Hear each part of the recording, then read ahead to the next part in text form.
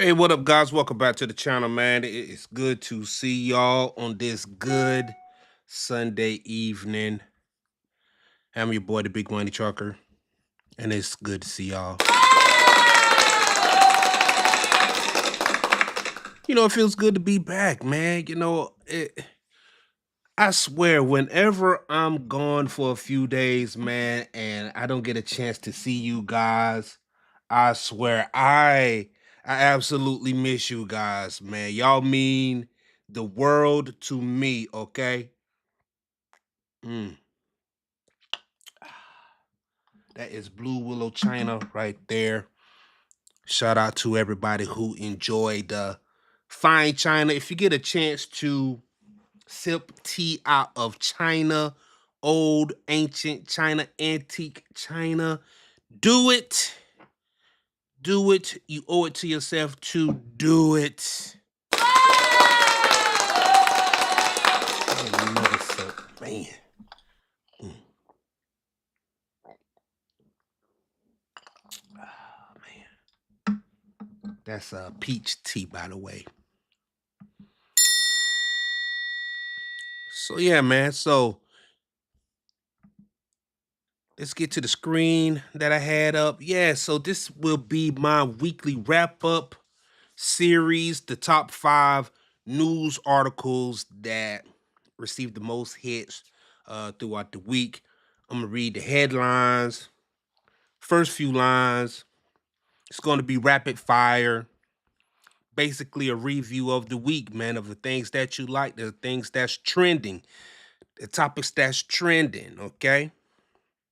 Everything that you got that you guys love and like and got to say, man, y'all could have been anywhere in the world, man, but you here with me. And I appreciate that, guys. I really do. I really do, man. That's on everything that I love. There we go. All right, so I'm gonna go ahead and blow this up on my end. All right, so this first story is the PepsiCo Chicago plant closing in Chicago, a hit to Midwest logistics. All right. It says PepsiCo's decision to close its Chicago bottling plant marks a major shift in its Midwest operations, impacting local jobs and reshaping regional logistics. This closure, part of a national restructuring, is intended to streamline PepsiCo's supply chain as the company faces declining sales and higher operating costs. Nearly 130 employees will lose their jobs, with Chicago being the only facility to close fully, while other impacted plants will retain partial operations. Wow. So, and this news article, well, this news story, it came and the building had closed abruptly. The workers showed up one morning and they had management and security outside saying, "Hey, you don't have a job. Ain't no need to clock in. Hey, go ahead, get off that forklift, man. Get off that forklift." That what they said. Get off that forklift. Don't you touch that truck. Don't make no coffee. No job for you. Stories where people were leaving the building crying because they've been there for 45 years, 30 years, 20 years. And then all of a sudden, boom, no job whatsoever, man. All right. So, in that same vein, guys, in that same vein, we have Medford, another trucking company closed in Wisconsin. Medford Trucking Company to shut down, leaving 64 Wisconsin drivers jobless by the end of the year. J. Bauer Trucking, a Medford based trucking company in Wisconsin, has announced its closure by December 31st, 2024, resulting in the layoff of 64 employees. The company submitted a layoff notice to the Wisconsin Department of Workforce Development on October 30th, detailing the termination of 6 salaried positions and 58 hourly and mileage based roles. None of the affected employees possess union rights, which means they do not have dumping, bumping, or transfer privileges. That means they won't be able to get another job. Their final day of employment is set for December 31st, 2024.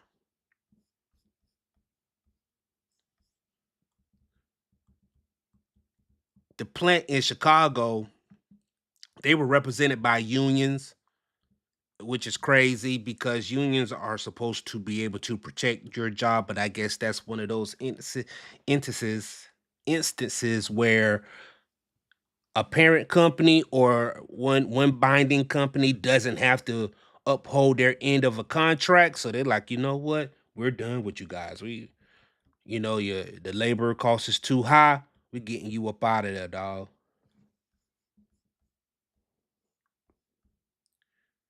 All right. The next news article: the USMCA and what it means for American truck drivers. The United States Mexico Canada Agreement, which replaced NAFTA, the NAFTA, in July 2020, promises to impact a wide range of industries across North America, while the agreement focuses on encouraging trade and boosting economic cooperation. One group standing to see significant changes is the American truck driver. And here are a couple of ways that it will benefit the drivers. It says more opportunities through more miles, being able to go across borders, state to state. You can cross the borders and go into Mexico and go into Canada, all the way up to Alaska. It says better pay on cross border routes. You can take those loads. It says cross border lanes more profitable for American drivers. Safety and training standards. Whenever you're going across into Mexico, which is Mexico has been a safety issue. It has, the cartel down there and other kind of gangs down there. It's supposed to be it's the USMCA is supposed to have some safety regulations in place to protect American drivers. Okay. A digital boost for efficiency. All right. That means less paperwork, faster processing at the borders, easier communication with the brokers and shippers. All right.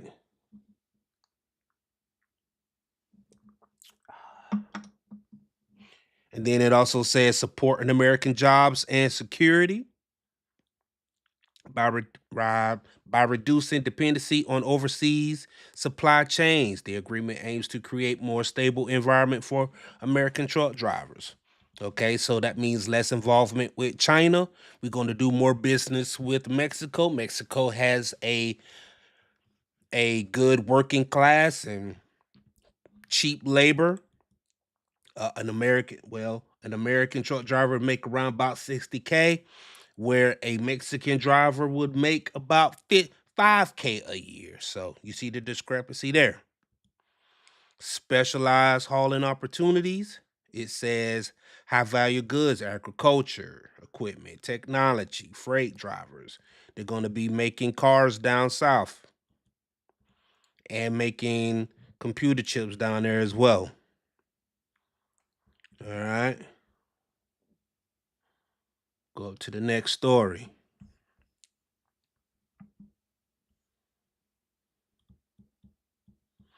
And what I've noticed for me is that uh, news stories that deal with real issues, some deep dives, and some real information that is what's more important to my readers and my listeners as well. Let's see. Next news story is the PepsiCo plant closure in Ohio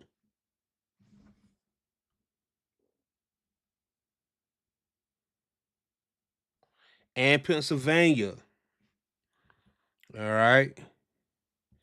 PepsiCo recent decision to close two of its bottling facilities, one in Cincinnati, all right, Ohio, and another in Harrisburg, Pennsylvania, has left nearly 260 employees facing job losses as part of a national restructuring effort. The company aims to streamline operations amid declining sales and challenging economic climate. While Chicago's facility is set for a full shutdown, Ohio and Pennsylvania plants will retain limited functions such as sales warehouse operations to ensure some continuity for regional logistics. This is a good thing.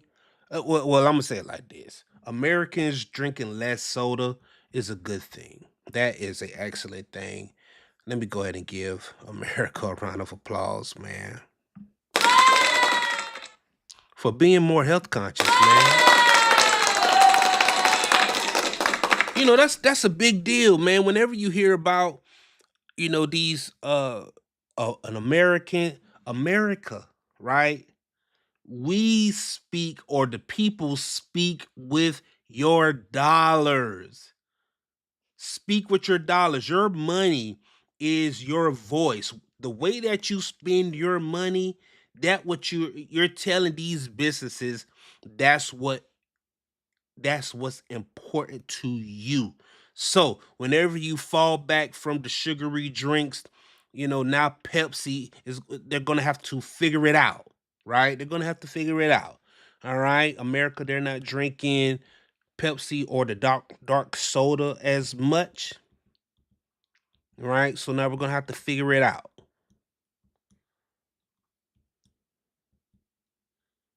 All right. That was story number 4, I believe.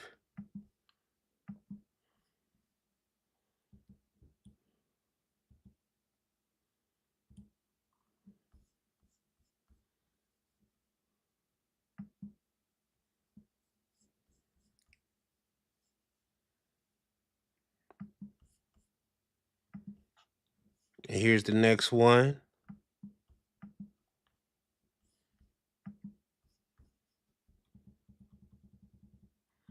It says truckers caught between economic uncertainty and political division as industry faces uncharted future.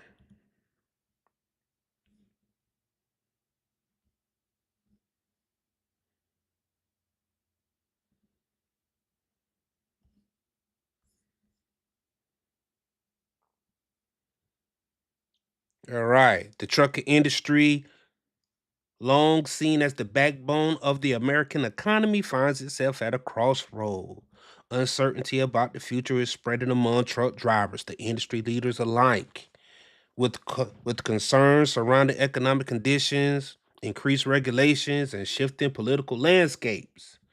Many truckers are increasingly looking to political candidates who promise to revitalize the economy. All right. A recent survey of truck drivers reveals a grim outlook on the economy. 38% of drivers reported feeling negative, with only 14% expressing any optimism.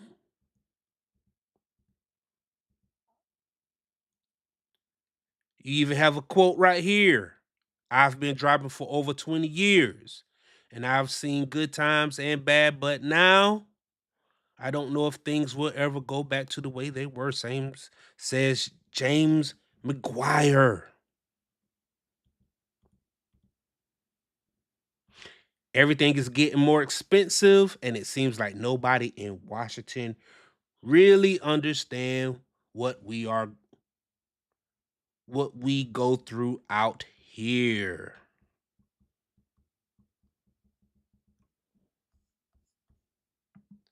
All right, and the last one.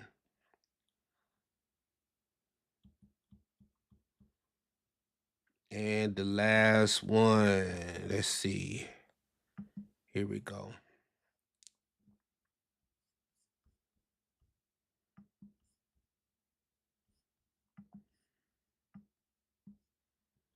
Can Trump or Harris save the trucking industry?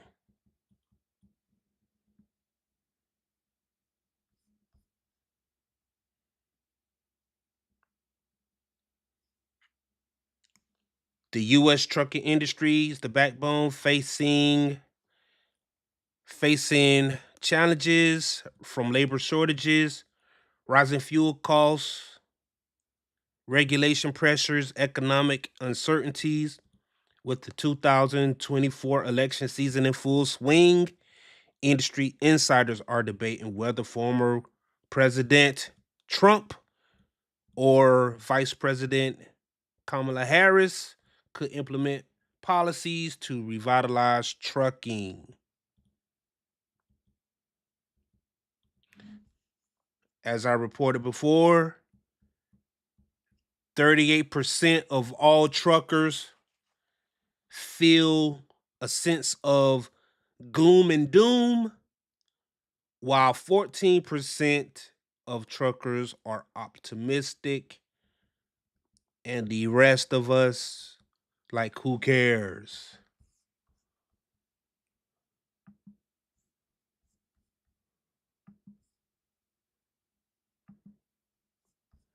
All right. So that was my rapid fire, guys. Y'all made it through with me. It was so good to see y'all.